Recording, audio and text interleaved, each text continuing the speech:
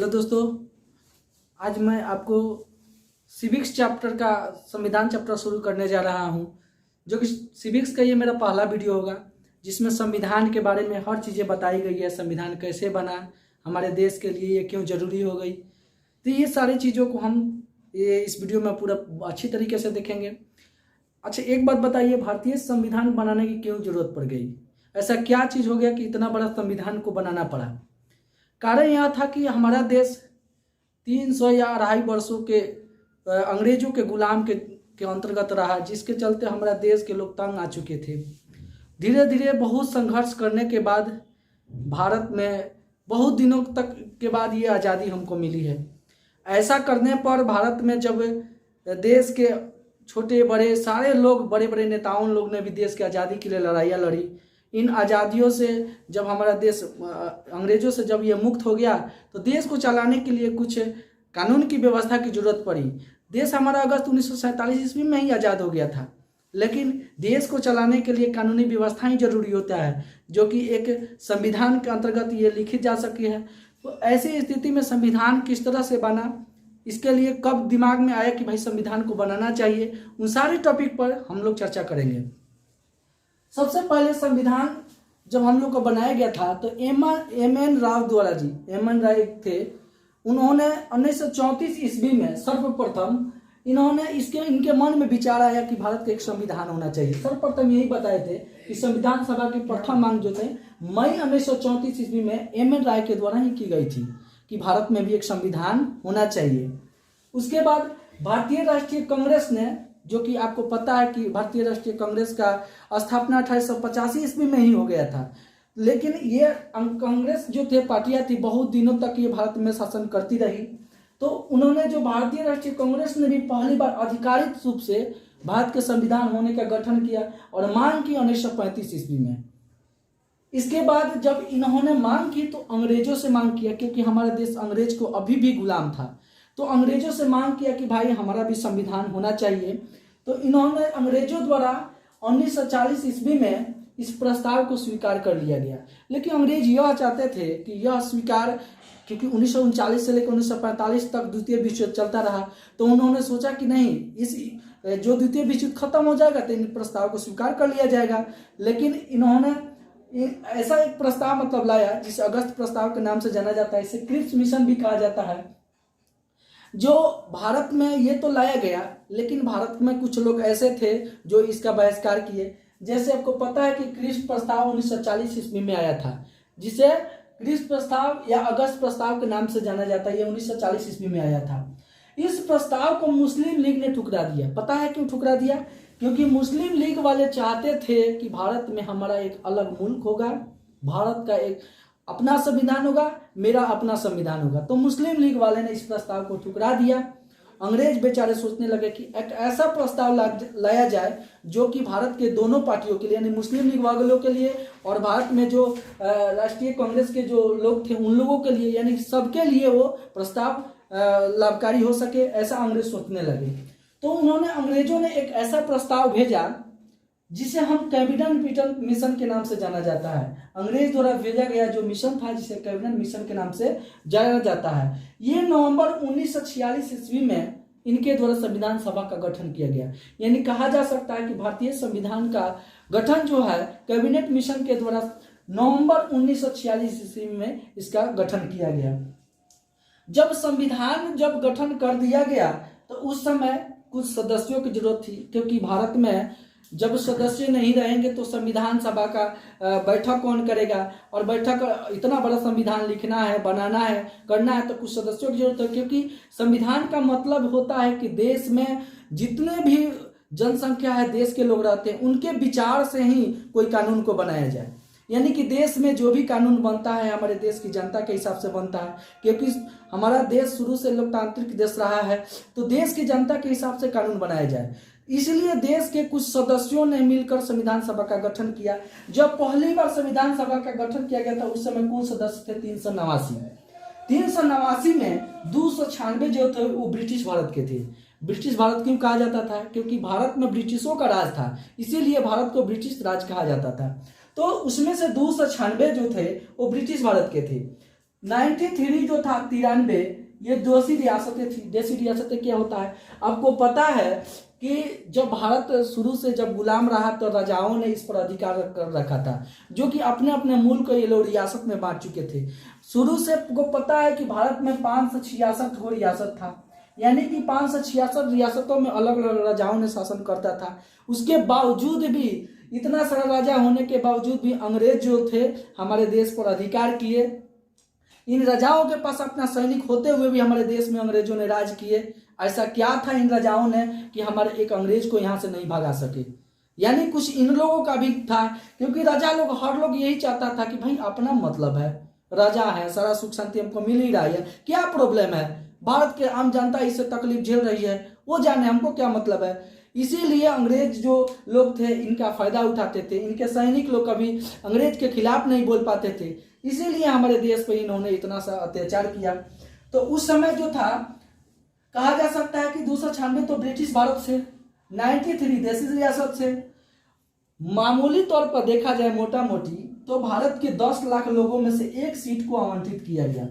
10 लाख लोगों में से एक सीट आवंटित किया गया, जो कि एक आम इंसान, आम आदमी थे, जिसमें से एक सीट को आवंटित रख दिया गया। इसमें से जो थे 3 समुदाय के लोग भारत से पहुंचे थे। पहला जी था कि मुस्लिम वाले लोग भी पहुंचे थे, सिख ईसाई के भी पहुंचे थे और अन्य भी पहुंचे थे। यानी कि सब कास्ट के लोग हमारे संविधान सभा के गठन के लिए पहुंचे थे। लेकिन उनमें जो थे, जो इम्पोर्टेंट थे, उन्हीं के लिए ये जरूरी था कि कुछ, जैसे कि मेन तौर पर 10 लाख लोगों में से एक सीट था और 296 वो ब्रिटिश भारत के लिए था। रियासतों के राजाओं के लिए 93 था, जिसमें राजा के लोग आ सकते हैं। संविधान सभा का चुनाव जो हुआ था पहली बार जुलाई 1946 ईस्वी में हुआ था।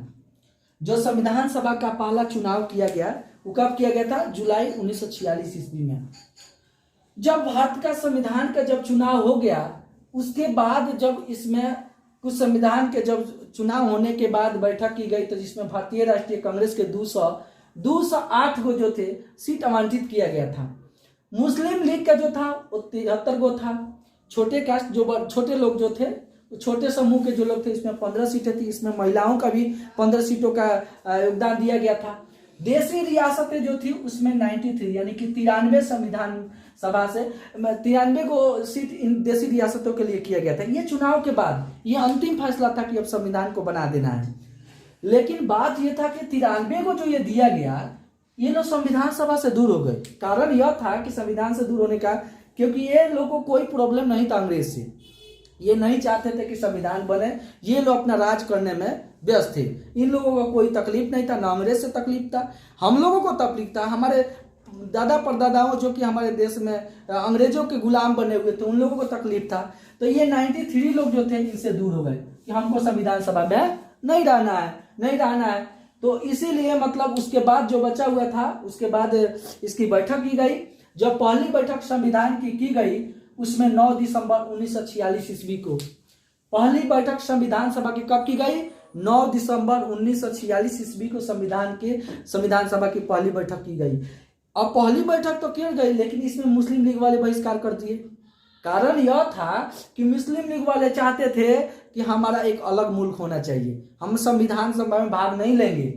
तो बैठक में उस समय बैठक में जब ये लोग भाग नहीं लिया, तो कुल जो सदस्य लोग थे 211 को सदस्य ही नहीं हिस्सा लिया, क्योंकि वो लोग जिनका उनका आवंटित किया गया था 208 सीटें थी, उन लोगों ने इसको क्या किया? बहिष्कार कर दिया। तो वो भारतीय राष्ट्रीय कांग्रेस का 208 था, लेकिन जो मुस्लिम लोग द्वारा जो बहिष्कार किया गया, जो सीट था, उन्होंने बहिष्कार कर दिया। तो बैठक में कुल कितने सदस्य? 211 सदस्य का हिस्सा था। जब पहली बैठक की गई तो अस्थायी सदस्य के रूप में डॉक्टर सचिदानंद सिन्हा को पहली बार अस्थायी अध्यक्ष चुना गया पहली बैठक में। ठीक उसके 2 दिन बाद फिर से बैठक की जाती है और उसके बाद 11 दिसंबर 1946 ईस्वी को डॉक्टर राजेंद्र प्रसाद को इस संविधान सभा का अस्थायी अध्यक्ष के रूप में चुना जाता है। ये दोनों क्वेश्चन जो है अपने आप में वेरी वेरी इंपॉर्टेंट है, क्योंकि ये जो है हर एग्जाम में पूछा जाता है कि संविधान सभा की बैठक कब की गई? 9 दिसंबर 1946 को। और इसका अस्थायी अध्यक्ष किसे चुना गया? सचिदानंद सिन्हा को। दूसरी बैठक कब की गई? 11 दिसंबर 1946 को, जिसका अस्थायी अध्यक्ष किसे चुना गया? डॉक्टर राजेंद्र प्रसाद को। ठीक इसके 2 दिन बाद जब ये दूसरी बैठक खत्म होता है, तो पंडित जवाहरलाल नेहरू के द्वारा उद्देश्य प्रस्ताव लाया गया। उद्देश्य प्रस्ताव को प्रस्तावना के नाम से जाना जाता है। प्रस्तावना को कॉन्स्टिट्यूशन ऑफ द सोल कहा जाता है, यानी कि भारतीय संविधान की आत्मा कहा जाता है। और उद्देश्य प्रस्ताव को, ये उद्देश्य प्रस्ताव 13 दिसंबर 1946 ईस्वी को लाया गया। किसके द्वारा? पंडित जवाहरलाल नेहरू के द्वारा। पूछा जाता है उद्देश्य प्रस्ताव किसके द्वारा पारित की गई? पंडित जवाहरलाल नेहरू के द्वारा। तो ये जो लाया गया, ये प्रस्ताव जो है पंडित जवाहरलाल नेहरू के द्वारा 22 जनवरी 1946 ईस्वी को सर्वसम्मति से यह स्वीकार कर लिया गया। यानी कि ये जो उद्देश्य प्रस्ताव इन्होंने लाया था, ये 22 जनवरी 1946 को सर्वसम्मति से स्वीकार कर लिया गया। अब इस सर्वसम्मति में जो मेन समितियां थी, जैसे 13 समिति का गठन किया गया। इस सर्वसम्मति में 13 समिति का क्या किया गया? गठन किया गया।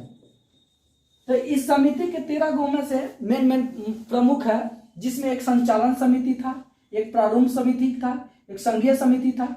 संचालक समिति के अध्यक्ष के रूप में डॉक्टर राजेंद्र प्रसाद को बनाया गया था। डॉक्टर राजेंद्र प्रसाद को। उसके बाद आपको पता है प्रारूप समिति, यानी संविधान का ढांचा तैयार करने और बनाने में सबसे बड़ा किसी का योगदान होता है तो डॉक्टर भीमराव अंबेडकर का, जिससे प्रारूप समिति का इन्हें क्या बनाया जाता है?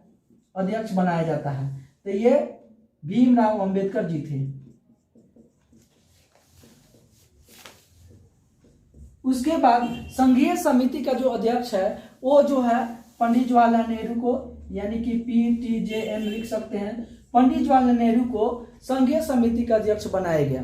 पंडित जवाहरलाल नेहरू को जब बना दिया गया तो ये मुख्यतः 3 थे। उसके बाद संविधान सभा को लिखने की प्रक्रिया चालू हुई। जब संविधान सभा को जब लिखा गया तो उसके समय बहुत सारा लग गया था। संविधान सभा को लिखने में 2 वर्ष 11 महीना और 18 दिन का समय लगा था। तो ये 2 वर्ष 11 महीना 18 दिन का समय क्यों लगा था? मेन कारण यह था कि भारत के लगभग 60 देशों से हमारे देश के जितने बड़े बड़े नेता लोग थे, जो पढ़े लिखे इंसान थे, वो सभी ने सारे देश के संविधानों पर क्या किया? अध्ययन किया। क्योंकि हमारे देश के संविधान एक ऐसा संविधान बनना चाहिए जो दुनिया का कोई इसको तोड़ नहीं सकता है। इसीलिए इस संविधान को लिखने के लिए लगभग 60 देशों का अध्ययन किया गया। और 60 देशों के अध्ययन करने के बाद हमारा देश में जो संविधान बना वो 2 वर्ष 11 महीना और 18 दिन का समय लगा। इसमें 60 देशों से क्या किया गया था? अध्ययन किया गया था। देशों से अध्ययन किया गया था। समझ गए? लगभग ये संविधान बनाने में, भारतीय संविधान में लगभग 60 लाख रुपए का खर्च उस समय आया हुआ था। समझ सकते हैं कि एक संविधान बनाने के लिए इतना खर्च उस समय आया हुआ था। आज के जमाने में तो बहुत ज्यादा हो जाएगा। तो इतना समय लगा। इस संविधान को बनाने में 1946 से लेकर 1950 तक भारत में और भी अन्य प्रक्रिया की गई। जैसा कि 22 जुलाई 1947 को राष्ट्रीय ध्वज के रूप में अपनाया गया। 24 जनवरी 1950 को राष्ट्रीय गान के रूप में किया गया। 24 जनवरी 1950 को राष्ट्रीय गीत के रूप में किया गया। तो ये जो है संविधान मतलब लिखने के क्रम में जो जो आया हम और भी काम करते गए। लेकिन संविधान सभा की जो अंतिम बैठक है, इसको आप स्क्रीनशॉट लेना चाहे तो ले सकते हैं। हम आगे कुछ और भी बात बताने वाले हैं। चलिए कुछ और भी हम बातें बताएंगे।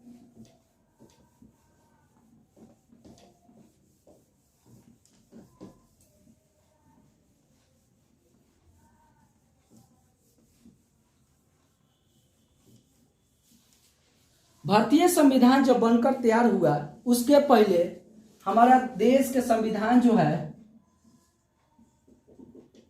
26 नवंबर 1949 ईस्वी को बनकर तैयार हो गया, जिसे हम कहते हैं कि अंगीकृत किया गया। 26 नवंबर 1949 को हमारा संविधान जो है अंगीकृत किया गया। तो यानी अंगीकृत का मतलब हमारा बनकर तैयार हो गया। उसके कुछ महीने के बाद संविधान सभा की अंतिम बैठक की गई। संविधान सभा की अंतिम बैठक की गई, जिसमें 24 जनवरी 1950 ईस्वी को डॉक्टर राजेंद्र प्रसाद को भारत का राष्ट्रपति के रूप में चुना गया। और अंततः हमारा देश के संविधान जो है 26 जनवरी 1950 ईस्वी को लागू कर दिया जाता है और उस दिन से भारत में संविधान, हमारे देश के संविधान के तहत कानूनी व्यवस्था लागू हो जाती है और अंततः इतने संघर्ष के बाद हमारे देश में संविधान लागू हो जाता है। जो समय 26 जनवरी 1950 ईस्वी को हर साल हम लोग गणतंत्र दिवस के यानी रिपब्लिक डे के रूप में मनाते हैं। आशा करता हूँ कि ये सारे आपको वीडियो आपको समझ में आ गया होगा।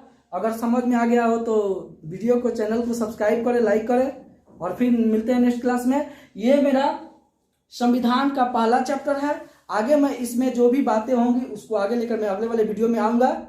जय हिंद। ठीक है, कई मिनट का